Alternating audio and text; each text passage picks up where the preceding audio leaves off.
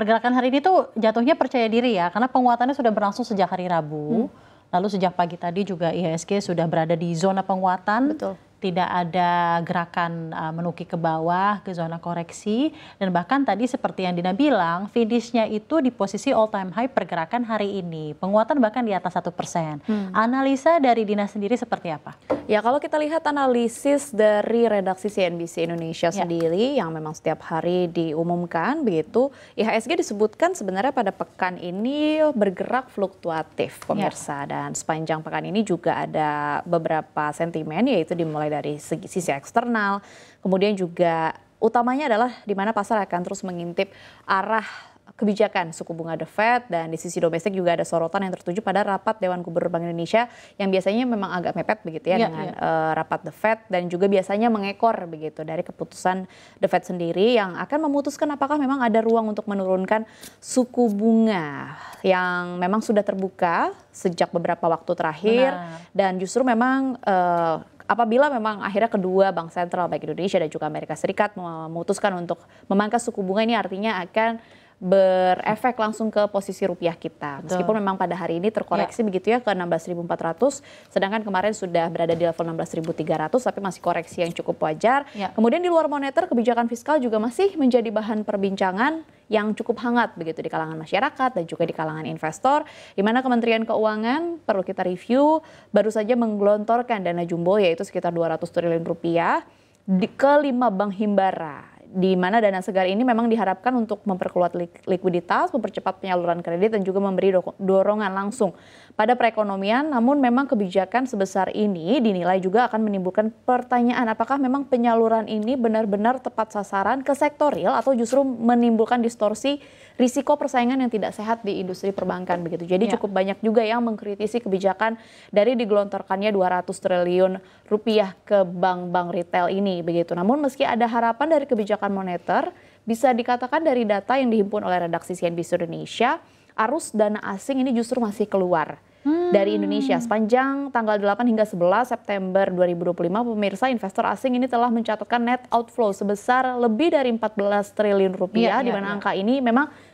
kalau kita bandingkan sedikit mengecil dibandingkan pada pekan sebelumnya, tapi memang masih terjadi outflow, tapi tetap menunjukkan kehati-hatian bahwa pelaku global ini tetap melihat secara hati-hati aset domestik kita seperti apa. Nah, jika dipecah dari data tersebut, tekanan jual asing yang terjadi ini hampir di semua instrumen, dimulai dari pasar saham yang mengalami net sell, kemudian juga pasar SBN ini juga ikut tertekan, dan bahkan instrumen jangka panjang seperti misalnya SRBI atau Sekuritas Rupiah Bank Indonesia ini tidak luput dari lepasnya atau keluarnya aset-aset asing begitu.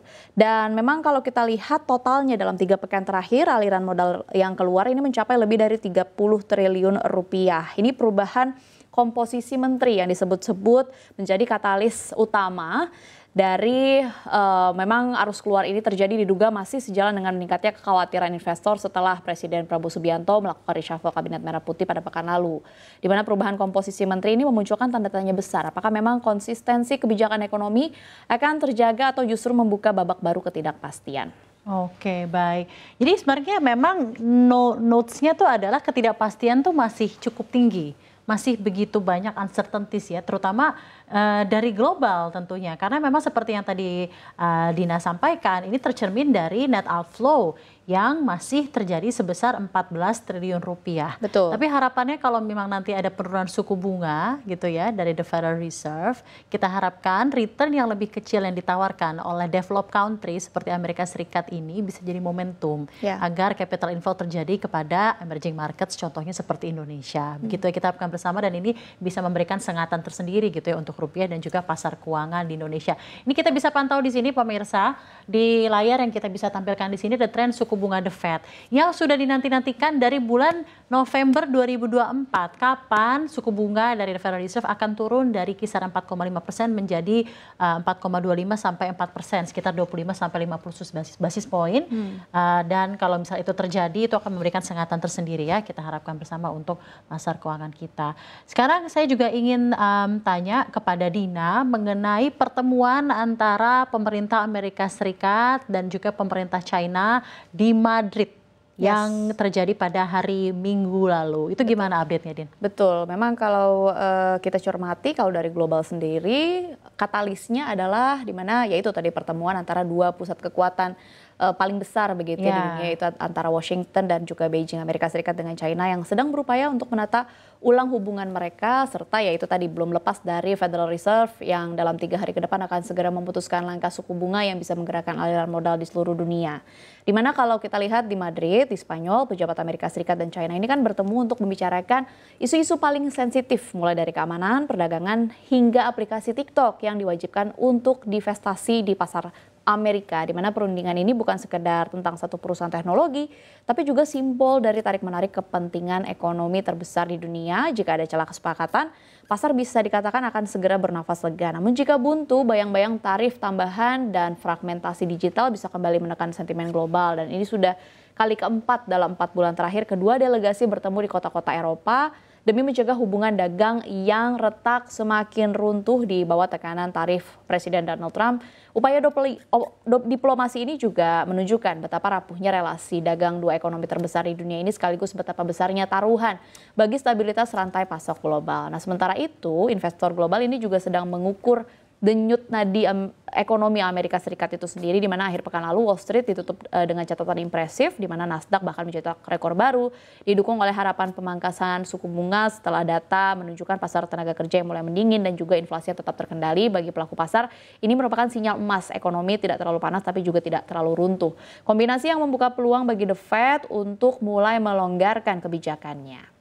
Oke, baik. Lalu seperti apa kira-kira keputusan dari Federal Open Market Committee mengenai keputusan suku bunga yang akan terjadi di September ini dan apa dampaknya terutama, Dina? Ya, cukup menarik begitu ya pertemuan The Fed kali ini, tapi sebenarnya lebih ke The Fed di bawah kepemimpinan Donald Trump begitu ya. Karena kayaknya konfliknya cukup kencang begitu. Betapa sering kita mendengar berita bahwa Donald Trump ini nurunin suku bunga dari awal berantem tahun dengan petinggi The Fed begitu. Dan rapat The Fed ini memang kan biasanya berlangsung kaku, kemudian teknokratis. Namun kali ini berbeda pemirsa, karena Presiden Donald Trump ini bahkan mencoba lagi mengguncang fondasi independensi Bank Sentral Amerika Serikat, di mana Trump dikabarkan untuk berusaha memberhentikan Gubernur Lisa Cook yang merupakan salah satu suara penting di Dewan Gubernur. Bersamaan dengan ini, Senat tengah menimbang pencalonan Stephen Miran yang merupakan kandidat pilihan Trump untuk mengisi kursi kosong, di mana situasi ini membuat pasar bertanya-tanya siapa sebenarnya yang akan duduk dan juga memberikan suara, memberikan pendapat dalam rapat kali ini, karena itu cukup matter begitu ya untuk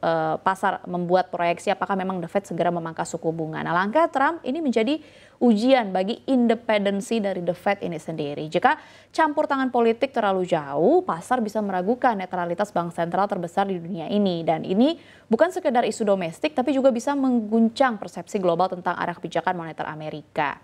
Dan jawaban pasti ya kita akan tetap menunggu hasil dari ruang rapat Federal Open Market Committee atau FOMC pekan ini dalam beberapa jam ke depan, begitu kurang dari 48 jam The Fed akan segera memutuskan. Seharian 2 harian lagi. Kita lihat kira-kira bagaimana, apakah memang akan memutuskan untuk memangkas suku bunga untuk pertama kalinya setelah jeda panjang ya, atau tetap menahan, memperpanjang, menahan begitu demi kredibilitas inflasi. Keputusan ini akan menentukan arah dolar, kemudian yield obligasi, dan juga emas juga, dan kemana nih kira-kira arus modal global akan mengalir. Itu tadi dia yang kita omongin akan menentukan bagaimana nasib emerging market seperti Indonesia yang biasanya menjadi penerima tujuan utama lah ya. Betul, penerima dari arus dana asing ketika bunga dari Amerika Serikat turun. Namun jika akhirnya The Fed mengejutkan dengan sikap lebih hati-hati atau menahan, pasar bisa langsung bergejolak. Bahasanya the expectations are high gitu ya, betul. untuk the Federal Reserve untuk menurunkan suku bunga, karena ada banyak sekali keadaan-keadaan di pasar keuangan, tidak hanya di global,